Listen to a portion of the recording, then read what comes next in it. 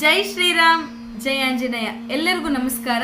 ಇಂದಿನ ಸಂಚಿಕೆಗೆ ನಿಮ್ಮೆಲ್ಲರಿಗೂ ಪ್ರೀತಿಯ ಸ್ವಾಗತ. ನಾನು ನಿಮ್ಮ ಮೀನಾಕ್ಷಿ ಟಿಎನ್.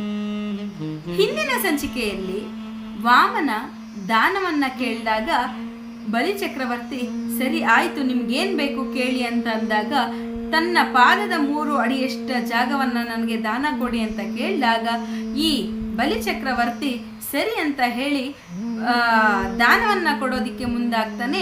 ತೆಗೆದುಕೊಳ್ಳಿ ಅಂತಂದಾಗ ಈ ಮಹಾವಿಷ್ಣುವು ವಾಮನ ಅವತಾರದಲ್ಲಿ ಬೃಹದಾಕಾರವಾಗಿ ಬೆಳೆದು ಇಡೀ ಲೋಕ 3 ಲೋಕಗಳನ್ನ 3 ಹೆಜ್ಜೆಯಿಂದ ಅಳೆದುಕೊಂಡು ಅಳೆದುಕೊಂಡಿರ್ತಕ್ಕಂಥ ಜಾಗವನ್ನ ಸೃಷ್ಟಿಯನ್ನ ದೇವೇಂದ್ರನಿಗೆ ಒಪ್ಪಿಸಿ ಅದಾದ ನಂತರ ಮತ್ತೆ ತಪಸ್ಸಿಗೆ ತೆರಳುತ್ತಾನೆ. ಅದಾದ ನಂತರ ಏನಾಯ್ತು ಅನ್ನೋದ್ರ ಬಗ್ಗೆ ನಾನು ನಿಮಗೆ ತಿಳಿಸ್ಕೊಡ್ತೀನಿ, ಬನ್ನಿ. ಹೀಗೆ ಪೂರ್ವ ಕಾಲದಲ್ಲಿ ಸಾಕ್ಷಾತ್ ಮಹಾವಿಷ್ಣುವೇ ಇದ್ದ ಸ್ಥಳ ಇದು ಅಂತ ವಿಶ್ವಾಮಿತ್ರರು ಮತ್ತೆ ಕಥೆಯನ್ನ ಹೇಳೋದಿಕ್ಕೆ ಸ್ಟಾರ್ಟ್ ಮಾಡ್ತಾರೆ.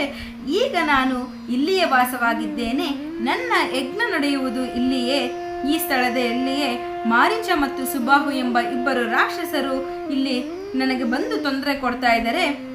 ನೀವಿಬ್ಬರು ಆ ರಾಕ್ಷಸರನ್ನ ಕೊಲ್ಲಬೇಕು, ನನ್ನ ಯಜ್ಞವನ್ನ ಯಶಸ್ವಿಗೊಳಿಸಬೇಕು, ಧರ್ಮವನ್ನು ರಕ್ಷಿಸಬೇಕು ಎಂದು ಹೇಳಿ ಅವರನ್ನ ತಮ್ಮ ಆಶ್ರಮದೊಳಕ್ಕೆ ಕರೆದೊಯ್ದರು. ರಾಮ ಲಕ್ಷ್ಮಣರೊಡನೆ ವಿಶ್ವಾಮಿತ್ರರು ಸಿದ್ಧಾಶ್ರಮಕ್ಕೆ ಬಂದ ವಿಚಾರ ಆಶ್ರಮವಾಸಿಗಳಿಗೆ ತಿಳಿಯಿತು. ಅವರೆಲ್ಲರಿಗೂ ಸಂತೋಷವೋ ಸಂತೋಷ. ಎಲ್ಲರೂ ಓಡೋಡಿ ಬಂದು ಅವರನ್ನ ಎದುರುಗೊಂಡರು, ವಿಶ್ವಾಮಿತ್ರರಿಗೆ ನಮಸ್ಕರಿಸಿದರು. ಹಾಗೆಯೇ ರಾಮ ಲಕ್ಷ್ಮಣರನ್ನ ಆದರಿಸಿ ಸತ್ಕರಿಸಿದರು. ತಾಟಕಿ ಸಂಹಾರದ ವಿಚಾರ ಕೇಳಿ ಆಶ್ರಮವಾಸಿಗಳಿಗೆ ರಾಮ ಲಕ್ಷ್ಮಣರನ ಮೇಲಿನ ವಿಶ್ವಾಸ ಇಮ್ಮಡಿಸಿತು. ರಾಮನು ವಿಶ್ವಾಮಿತ್ರರನ್ನ ಕುರಿತು, ಮಹರ್ಷಿಗಳೇ, ನೀವು ಈ ದಿನವ ಯಜ್ಞ ದೀಕ್ಷೆಯನ್ನ ಸ್ವೀಕರಿಸಿ, ಈ ಯಜ್ಞದಲ್ಲಿ ನಿಮಗೆ ಸಿದ್ಧಿ ದೊರಕಿ ಸಿದ್ಧಾಶ್ರಮದ ಹೆಸರು ಸಾರ್ಥಕವಾಗಲಿ ಎಂದು ಹೇಳಿದರು. ರಾಮನ ಮಾತುಗಳಿಂದ ಸಂತೋಷಗೊಂಡ ವಿಶ್ವಾಮಿತ್ರರು ಯಜ್ಞ ದೀಕ್ಷೆಯನ್ನು ಸ್ವೀಕರಿಸಿದರು. ರಾಮ ಲಕ್ಷ್ಮಣರು ಇಡೀ ರಾತ್ರಿ ಎಚ್ಚರವಾಗಿದ್ದರು. ಬೆಳಗಾದೊಡನೆ ಸ್ನಾನ ಸಂಧ್ಯಾವಂದನೆಗಳನ್ನ ಮಾಡಿದರು, ಗಾಯತ್ರಿ ಮಂತ್ರವನ್ನ ಜಪಿಸಿದರು.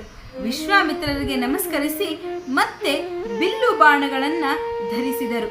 ಜಾಗರೂಕತೆಯಿಂದ ಯಜ್ಞಸ್ಥಾನದ ಸುತ್ತಲೂ ಸುತ್ತಾಡಲಾರಂಭಿಸಿದರು.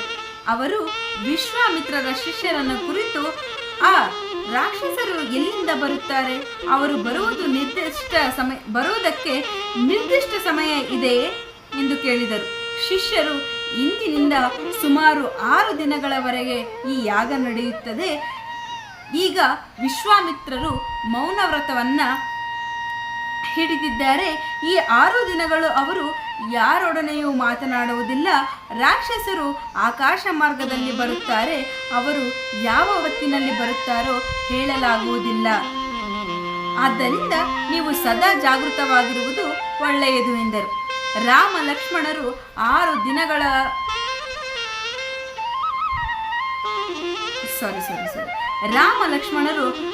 ದಿನಗಳಲ್ಲಿಯೂ ಹಗಲು ರಾತ್ರಿ ಎಚ್ಚರವಾಗಿದ್ದು ವಿಶ್ವಾಮಿತ್ರರ ಆಶ್ರಮವನ್ನ ಕಾಯ್ದರು. ವಿಶ್ವಾಮಿತ್ರರು ಕೂಡ ಇತರ ಋತ್ವಿಜರೊಡನೆ ಯಾಗದ ಕೆಲಸದಲ್ಲಿ ನಿರತರಾಗಿದ್ದರು. ಯಜ್ಞವು ಶಾಸ್ತ್ರ ರೀತಿ. ಹೀಗೆ ಮಾರೀಚ ಮತ್ತು ಸುಬಾಹುಗಳು ತಮ್ಮ ಉಪಟಳವನ್ನ ಆರಂಭಿಸಿದ್ದರು. ಅವರು ಆಕಾಶದಿಂದ ಯಜ್ಞಕುಂಡದ ಮೇಲೆ ಮಳೆಯನ್ನ ಸುರಿಯೋದಿಕ್ಕೆ ಆರಂಭಿಸಿದರು. ಇಲ್ಲಿಗೆ ಈ ಸಂಚಿಕೆಯನ್ನ ಕಥೆಯ ಓದೋದನ್ನ ನಿಲ್ಲಿಸ್ತಾ ಇದ್ದೀನಿ.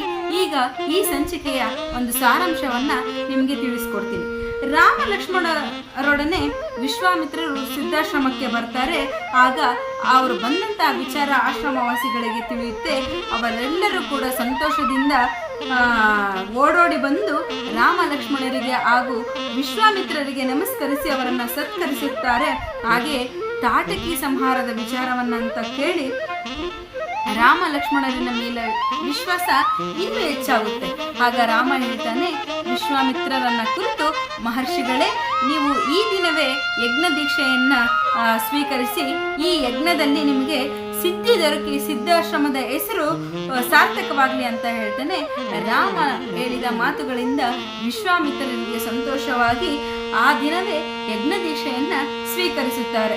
ರಾಮ ಲಕ್ಷ್ಮಣರು ಇಬ್ಬರು ಇಡೀ ರಾತ್ರಿ ಎಚ್ಚರವಾಗಿದ್ದು ಬೆಳಗಾದೊಡನೆ ತಮ್ಮ ದಿನನಿತ್ಯದ ಸಂಧ್ಯಾ ವಂದನೆಗಳನ್ನ ಮುಗಿಸಿ ಗಾಯತ್ರಿ ಮಂತ್ರವನ್ನ ಜಪಿಸಿ ವಿಶ್ವಾಮಿತ್ರರಿಗೆ ನಮಸ್ಕರಿಸಿ ಮತ್ತೆ ಬಿಲ್ಲು ಬಾಣಗಳನ್ನ ಧರಿಸುತ್ತಾರೆ. ಅವರು ಜಾಗರೂಕತೆಯಿಂದ ಯಜ್ಞಸ್ಥಾನದ ಅಂದ್ರೆ ಯಾಗ ನಡೆಯುವ ಒಂದು ಸ್ಥಳದಲ್ಲಿ ಸುತ್ತಲೂ ಓಡಾಡೋದಕ್ಕೆ ಆರಂಭಿಸ್ತಾರೆ. ವಿಶ್ವಾಮಿತ್ರರ ಶಿಷ್ಯರನ್ನ ಕುರಿತು ರಾಮ ಲಕ್ಷ್ಮಣರು ಕೇಳ್ತಾರೆ, ಈ ಯಜ್ಞ ನಡೀತಾ ಇದೆ ಅಲ್ಲ, ಈ ಯಜ್ಞ ಎಷ್ಟು ದಿನ ನಡೆಯುತ್ತೆ? ಈ ಮಾರೀಚ ಮತ್ತು ಸುಬಾಹು ಬರೋದಕ್ಕೆ ನಿರ್ದಿಷ್ಟ ಸಮಯ ಏನಾದ್ರೂ ಇದೆಯಾ? ಅವರು ಬರೋ ದಾರಿ ಏನಾದ್ರೂ ನಿಮಗೆ ಗೊತ್ತಿದೆಯಾ ಅಂತ ಕೇಳಿದಾಗ ರಾಮ ಲಕ್ಷ್ಮಣರನ್ನ ಕುರಿತು ಈ ವಿಶ್ವಾಮಿತ್ರರ ಶಿಷ್ಯಂದಿರು ಹೇಳ್ತಾರೆ, ಇಂದಿನಿಂದ 6 ದಿನಗಳವರೆಗೂ ಕೂಡ ಈ ಯಜ್ಞ ನಡೆಯುತ್ತದೆ.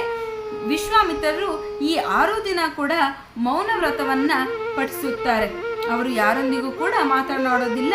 ಈ 6 ದಿನಗಳ ಕಾಲ ರಾತ್ರಿಯಾಗಲೂ ಕೂಡ ಯಜ್ಞ ನಡೆಯುತ್ತೆ ಅಂತ ಹೇಳಿದಾಗ ಈ ರಾಮ ಲಕ್ಷ್ಮಣರು ಎಚ್ಚರಿಕೆಯಿಂದ 6 ದಿನಗಳ ಕಾಲ ಹಗಲು ರಾತ್ರಿ ಎಂದೇ ಒಂದು ಯಾಗವನ್ನ ಕಾಪಾಡಬೇಕು ಅಂತ ಒಂದು ಒಳ್ಳೆ ರೀತಿಯಲ್ಲಿ ಯಜ್ಞ ಮುಂದುವರಿಬೇಕು ಅಂತ ಎಚ್ಚರಿಕೆಯಿಂದ ಇರ್ತಾರೆ. 6 ದಿನಗಳ ಕಾಲ ನಡೆದ ನಂತರ ಈ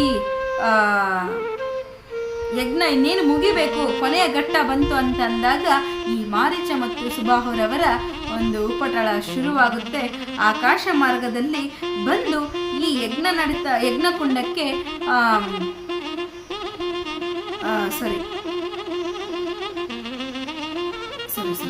ಈ ಯಜ್ಞಕುಂಡದ ಮೇಲೆ ಒಂದು ರಕ್ತದ ಮಳೆಯನ್ನ ಸುರಿಸೋದಿಕ್ಕೆ ಸ್ಟಾರ್ಟ್ ಮಾಡ್ತಾರೆ. ಇದಾದ ನಂತರ ಏನಾಗುತ್ತೆ ಅನ್ನೋದ್ರ ಬಗ್ಗೆ ನಾನು ನಿಮಗೆ ಮುಂದಿನ ಸಂಚಿಕೆಯಲ್ಲಿ ತಿಳಿಸ್ಕೊಡ್ತೀನಿ. ಈ ಸಂಚಿಕೆಯನ್ನು ಇಲ್ಲಿಗೆ ಮುಗಿಸ್ತಾ ಇದ್ದೀನಿ. ನನ್ನ ವಿಡಿಯೋ ನಿಮಗೆ ಇಷ್ಟ ಆದರೆ ಲೈಕ್ ಮಾಡಿ, ಕಮೆಂಟ್ ಮಾಡಿ, ಶೇರ್ ಮಾಡಿ, ಹಾಗೆ ಫಾಲೋ ಕೂಡ ಮಾಡಿ. ಧನ್ಯವಾದಗಳು. ಜೈ ಶ್ರೀರಾಮ್, ಜೈ ಆಂಜನೇಯ.